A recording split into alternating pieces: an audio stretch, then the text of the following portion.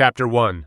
Every morning is a blow to the pancreas. Every morning, while you're drinking your usual tea with bread, your pancreas releases 3 to 4 times more insulin than normal. It's not that you're sick, but that you're eating the wrong breakfast. It's this morning surge that starts a chain of events that ends in a diagnosis 5 to 7 years later. I've seen this in hundreds of patients in my practice, and today I'll show you how to break this chain without pills, without fasting, without internet diets. Let's start from scratch. Chapter 2. The Dawn Phenomenon. What happens while you sleep? Let's take a look at what happens to your body between 4 and 8 a.m. while you're still sleeping. Your body begins preparing for awakening by releasing cortisol, adrenaline, and growth hormone into your bloodstream. This is a completely normal evolutionary mechanism. Every person without exception has it. But these hormones have one important side effect. They instruct your liver to release stored glucose directly into your bloodstream, without any food, without additional sugar, simply because your body needs to wake you up refreshed. Your liver itself raises your blood sugar even before you open your eyes. This is called the dawn phenomenon. In a healthy person, the pancreas quickly compensates for all this. It releases insulin, your blood sugar levels even out, and life goes on as usual. But after 50, this well-oiled system begins to malfunction. The pancreas reacts more slowly. Cell sensitivity to insulin decreases, especially in the morning. So you wake up, your blood sugar is already slightly elevated, and you head to the kitchen to eat something familiar. Toast, oatmeal with water, a banana, coffee with sugar. It seems like a light breakfast. No big deal. You've always eaten like this. But at that moment, your pancreas is like a fire brigade that's already responded to one emergency and then immediately receives a second. Before it can even return to base, it can't cope with the double workload. Blood sugar rises faster and stays elevated longer than it should. And this peak isn't just a number in a test. It literally scrapes the walls of your blood vessels from the inside each time. My patient, Victor Semenovich, 63, came to see me with a fasting blood sugar of 6.9. He said, "I eat normally, I'm not fat. Where does this even come from?" I asked, "What do you have for breakfast?" And he replied, "Oatmeal and an orange. I've been doing this my whole life. I always thought it was healthy and nutritious." I explained to him what I'm about to explain to you now. It's not just what you eat in the morning. It's that your pancreas is in a special, extremely vulnerable state at this time, and the wrong breakfast hits exactly that spot. Every morning, 365 times a year, year after year. Chapter 3. 3 breakfasts that are ruining your health year. And here are the breakfasts that hit the hardest. I'll name 3, and one of them will probably surprise you because you think it's healthy. I'm not going to talk about cake or pastries for breakfast. That's obvious enough. I'm talking about things that say sugar-free, whole grain, or natural product on the package. That's exactly what's dangerous because you don't sense the threat and don't protect yourself from it. The first such breakfast is oatmeal with water and fruit. I hear this every day at my appointments. "Doctor, but I eat oatmeal, it's healthy." Everyone says that. It's healthy if you're a 25-year-old athlete with perfect insulin sensitivity. But after 50, quickly cooked oatmeal is almost pure sugar. And here's why. The glycemic index of cooked oatmeal is from 60 to 80 units, which is higher than that of white bread. When you add a banana or orange, you get a double whammy to your pancreas at the most vulnerable hour of the morning. Your blood sugar spikes within 20 minutes and stays high for 2-3 hours straight. A second breakfast is coffee with toast or a pretzels on the run. Coffee on an empty stomach is a whole other story. Chapter 4. Coffee and toast. Refined starch unprotected. We'll come back to this a bit later. But here's what's important right now. White bread, toast, pretzels, and buns are all refined starch without a single gram of protection, meaning no protein, no fat, no fiber to slow absorption. The glucose from such a breakfast enters the bloodstream in literally 15 minutes. The pancreas receives an alarm and responds with a massive insulin spike. Then your blood sugar drops just as sharply, and an hour and a half later, you're hungry and irritable again. This isn't weak willpower or a lack of self-control. It's pure physiology and it's not your fault. Chapter 5. Freshly squeezed juice is more dangerous than Coca-Cola third breakfast. And here's where most people really don't expect to catch. Freshly squeezed juice, any kind, orange, carrot, apple, it doesn't matter. People drink it like vitamins, like something alive and healthy. But a glass of freshly squeezed orange juice contains 21 grams of sugar without a single gram of the fiber found in a whole orange, which would slow its absorption. As a result, the juice is absorbed even faster than Coca-Cola, and that's no exaggeration. The glycemic index of freshly squeezed orange juice is 65 units, while Coca-Cola's is 63, a difference of only 2 points. And people drink juice every morning and sincerely think they're taking care of their health. I'm not saying this to scare you. There's a normal, tasty, and affordable alternative to each of these breakfasts. But before we get to that, you need to understand one principle that scientists only discovered in 2015, and that revolutionizes everything you thought about healthy eating. You know, I've been explaining this to people for over 20 years, one-on-one, 15-minute sessions per person. I started this channel specifically so I could reach many people at once, especially those who haven't yet seen a doctor but already sense something's wrong. If this is important to you, subscribe. I post weekly. But let's get back to the main point. Imagine this experiment. Chapter 6, Food Order is More Important Than Ingredients. A 2015 discovery: 2 people eat the exact same breakfast. The same ingredients, the same grams, the same calories. There's just one difference. The first person eats in one order, the second in a different one. And after 40 minutes, their blood sugar levels differ by 47%. It's not the foods themselves that are different, just the order in which they reach the stomach. This is exactly what a 2015 study from Cornell University demonstrated. A team led by Dr. Louis Aron studied how the order in which different food components are consumed affects the glycemic response, and the result was so unexpected that it was re-examined several times. Here's the gist. If you start breakfast with carbohydrates, bread, porridge, or fruit, glucose enters the bloodstream first, quickly and completely unimpeded. The pancreas responds with a sharp insulin spike, and blood sugar soars. But if you eat protein and fiber-rich vegetables before the carbohydrates, they physically slow down the absorption of glucose in the small intestine. Protein stimulates the production of the hormone GLP-1, which causes the pancreas to respond smoothly rather than suddenly. And fiber creates a gel-like barrier right on the intestinal walls, through which glucose penetrates slowly, in drops, rather than in a single wave.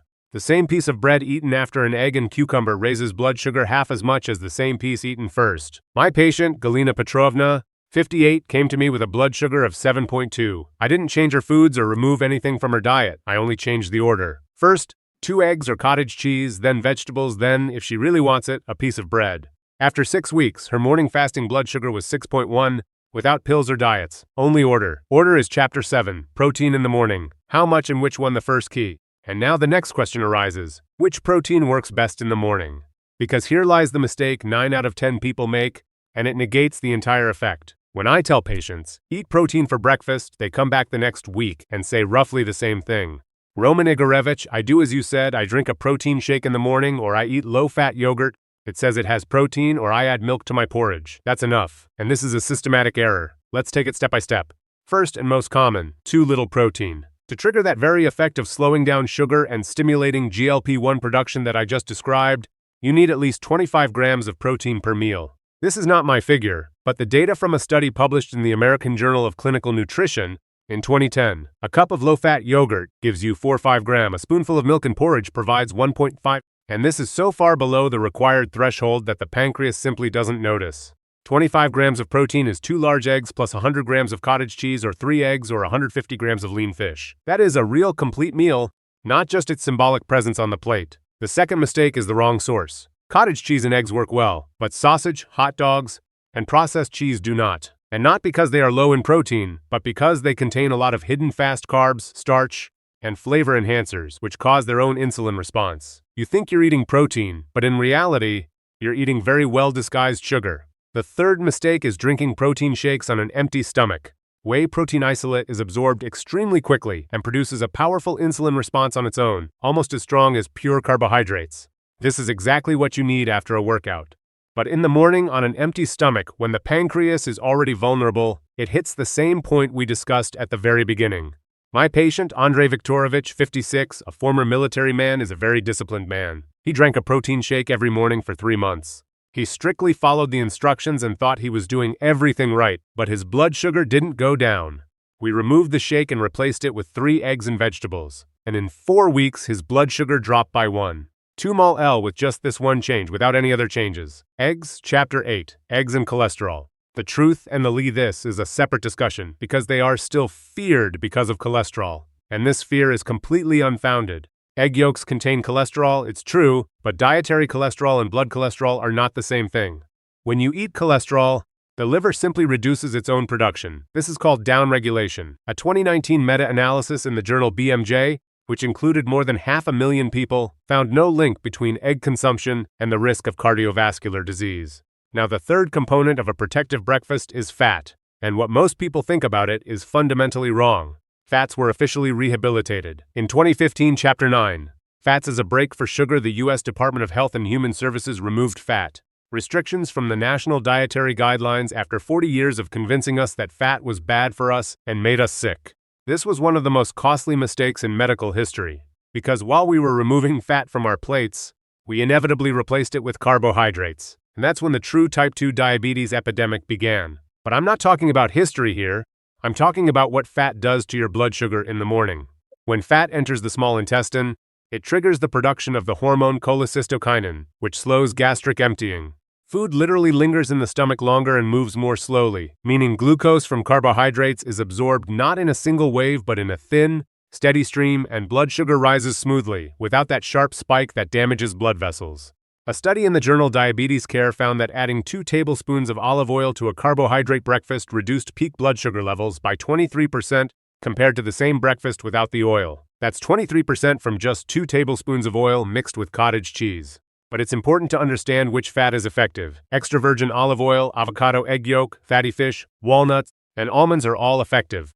These fats not only slow sugar absorption but also reduce the inflammation in the blood vessel walls that always accompanies chronically elevated blood sugar. However, margarine, spreads, and refined vegetable oils, sunflower, corn are ineffective and even harmful. They contain trans fats or excess omega-6, which over time increases insulin resistance. That's the very condition in which cells stop responding to insulin. My patient, Nina Alexandrovna, 61, was terrified of fat her whole life and ate only low-fat foods, 0% cottage cheese, 0% yogurt, no oil at all. Her sugar was 7.5. I added half an avocado to her breakfast and a teaspoon of olive oil to her cottage cheese. And after 8 weeks, her sugar dropped to 6.3. She couldn't believe it. Roman Igorevich, I ate fat and my sugar dropped. Yes, that's right, because the right fat is a brake on glucose, and its absence is the absence of a brake. Now about fiber, and this is where most people make a mistake. Chapter 10, Fiber, Soluble versus Insoluble, which not only doesn't help, but sometimes makes it worse. When I tell patients to add fiber to their breakfast, the next week they bring home a pack of bran from the pharmacy, or say they're now eating bran bread, or bought fiber packets labeled for lowering sugar. I understand that advertising plays its role, but let's figure out what actually works. There are 2 types of fiber, and the difference between them is fundamental. Insoluble fiber is coarse fiber that passes through the intestines in transit and is beneficial for peristalsis, but has virtually no effect on sugar levels. This is the type of fiber found in most pharmacy packets and bran bread. Soluble fiber is something completely different. When in contact with water, it turns into a viscous, thick gel that coats the intestinal walls and creates a physical barrier to glucose. Sugar cannot be absorbed quickly. It is slowly forced through this gel in droplets. A 2009 study in the journal Nutrition Reviews found that soluble fiber reduces post-meal blood sugar spikes by an average of 28%, while insoluble fiber only reduced them by 3–4%. That's a 7-fold difference, and it's crucial to understand this when choosing foods. Where can you get soluble fiber in real life? Chia seeds. 1 tablespoon provides 5 grams of soluble fiber, and if you add them to cottage cheese or water 10 minutes before a meal, they swell and create that gel right in the stomach. Ground flaxseed. Ground flaxseed, not whole flaxseed, because whole flaxseed simply passes through without being digested. 2 tablespoons with breakfast will provide both fiber and omega-3 fats. Raw leafy greens like spinach, arugula, and zucchini are also good. However, it's best to avoid cooked carrots and beets in the morning. They have a high glycemic index when cooked. And finally, this surprises almost everyone. A few legumes, 3 to 4 spoons of cold-cooked lentils or chickpeas next to cottage cheese or in an omelet. Research shows that legumes reduce the glycemic response not only of the current meal but also of the next. This is called the second course effect. My patient, Tamara Ivanovna, 57, added just 1 change to her usual breakfast, a tablespoon of ground flaxseed and a handful of spinach, and didn't change anything else. After a month, her blood sugar 2 hours after breakfast dropped from 8.1 to 6.7. 1 spoon, 1 handful of greens, and 1.4 mmol. And now the story that changed my own perspective on everything we talk about. Chapter 11, Lyudmila's case. Sugar 7.85. 9 without pills. We're talking about this today. Lyudmila Vasilyevna came to see me 2 years ago. She's 62 years old. She's a retired teacher and lives alone. Her fasting blood sugar is 7.8. The endocrinologist had already prescribed metformin. She asked for 2 weeks to try it without pills. The endocrinologist agreed, but he wasn't particularly optimistic. I'm looking at her food diary. She had the same breakfast every day: oatmeal with water, a teaspoon of honey, a glass of orange juice, and unsweetened tea. She considered this a model diet and had been eating it for 30 years straight. I explained to her everything I explained to you in this video. She listened attentively, took notes, and then said, "Roman Igorevich, but I can't eat eggs every day, I have cholesterol." And then I explained to her what I already told you. Dietary cholesterol and blood cholesterol are two different things. A BMJ meta-analysis of 500,000 participants found no link, so there's absolutely no reason to be afraid of 2 eggs a day. I allowed Lyudmila Vasilievna 2 eggs every morning. We removed oatmeal, juice, and honey from her breakfast. We added 2 boiled eggs, 100 grams of 5% fat cottage cheese, half a cucumber, a teaspoon of ground flaxseed, and a teaspoon of olive oil, and sometimes 3 to 4 tablespoons of cooked lentils. The order is strict. First, cottage cheese with flaxseed and butter, then eggs with cucumber, and only then, if you really want something, a small piece of whole grain bread. After 2 weeks, her fasting sugar dropped to 7.1. She called me confused, it was a fluke. After 4 weeks, it was 6.6, after 8 weeks, 6.1. The endocrinologist put the metformin aside and said, "We'll continue to observe." Lyudmila Vasilievna still eats exactly this breakfast.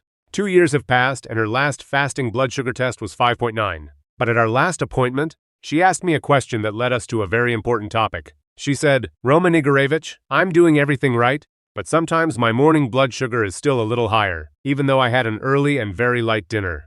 Chapter 12. Breakfast time changes everything. And this brings us to the topic of breakfast timing, because the specific time you eat in the morning is a powerful mechanism in its own right, capable of either amplifying everything we've discussed or completely negating it. A 2019 study from the University of Alabama looked at 2 groups of people with prediabetes. Both groups ate exactly the same food with the same calorie count. There was only one difference. The first group ate breakfast between 7 and 9 a.m.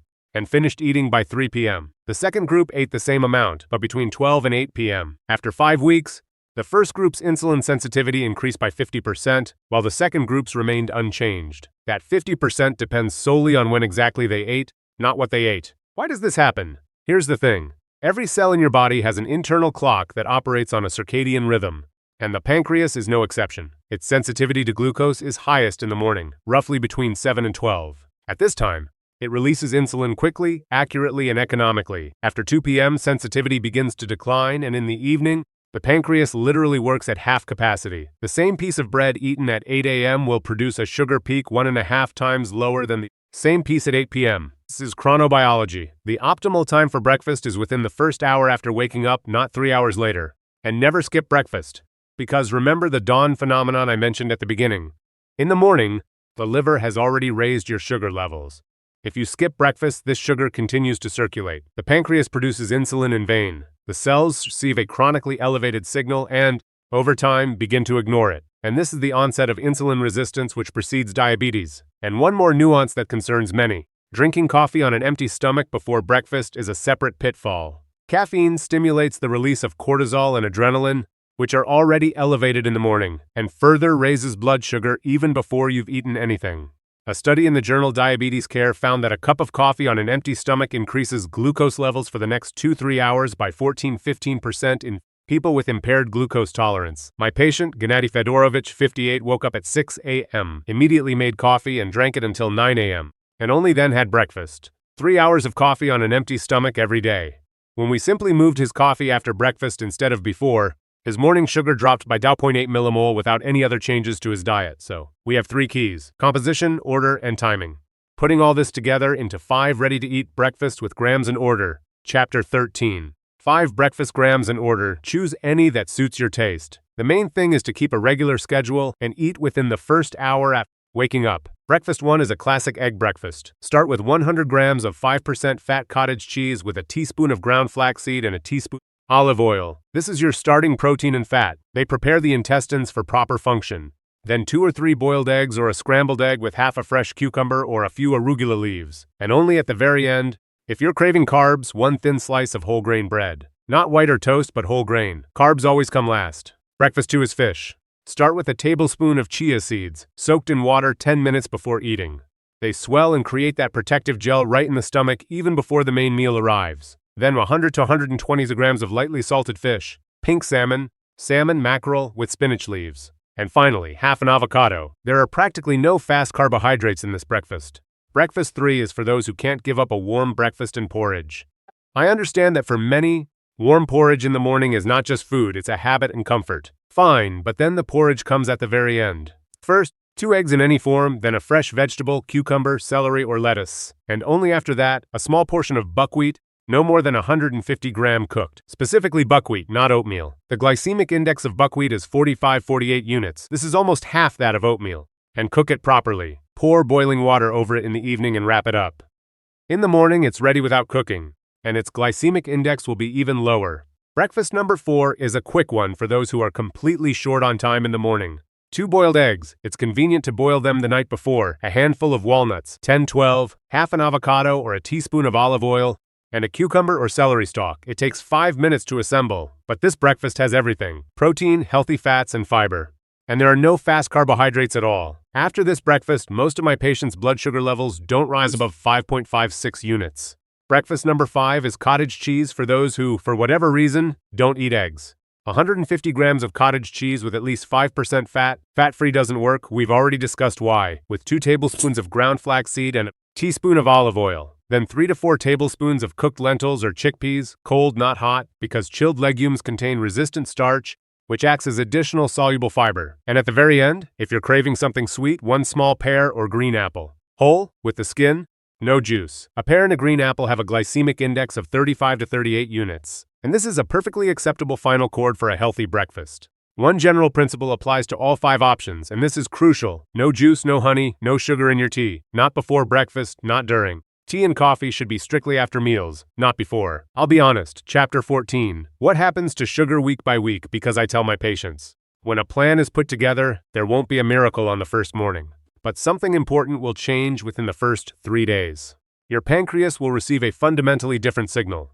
Not a panic surge from fast-acting carbohydrates, but a calm, drawn-out, smooth rise in glucose to which it will respond with a moderate, precise amount of insulin, not a sudden burst. You'll notice that 2 hours after breakfast, you're not hungry, you don't feel irritable or weak, and you don't want to grab anything immediately. This is the first sign that your sugar levels haven't plummeted sharply after the peak, but have simply returned smoothly to normal. In the first or second week, your cells will begin to respond slightly better to insulin. This doesn't happen quickly. Insulin resistance has been building for years and won't disappear in 3 days.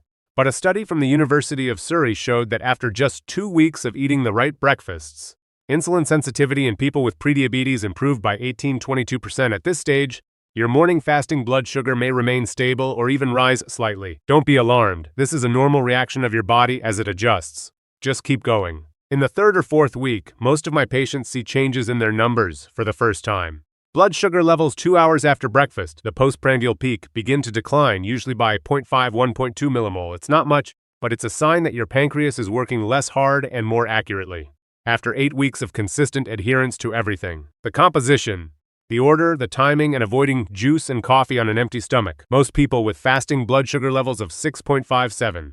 5 mmol see a decrease of 1.5 mmol. This is what clinical data on dietary interventions for prediabetes shows, and what I've seen in my practice for many years. Lyudmila Vasilievna, Viktor Semyonovich, Galina Petrovna, Nina Alexandrovna, Andrei Viktorovich, Gennady Fedorovich. I didn't name them today by chance. These are real people who sat before me with the same questions you're asking now. And they all made one simple but concrete decision. They changed their breakfast. Not their entire lives at once, not their entire diet, just breakfast. Pills aren't a death sentence, but they're certainly not the first step. The first step is what's on your plate at 7 a.m. Because the pancreas is an amazing organ that can regenerate itself, slowly, carefully, but it can. If you stop hitting it with the wrong breakfast every morning, it will start reciprocating. Start tomorrow morning. Not Monday. Not the first of the month, but tomorrow. Cottage cheese, eggs, olive oil, cucumber in the first hour after waking up, coffee after meals. Juice, never. And in 8 weeks, get tested and see the numbers for yourself.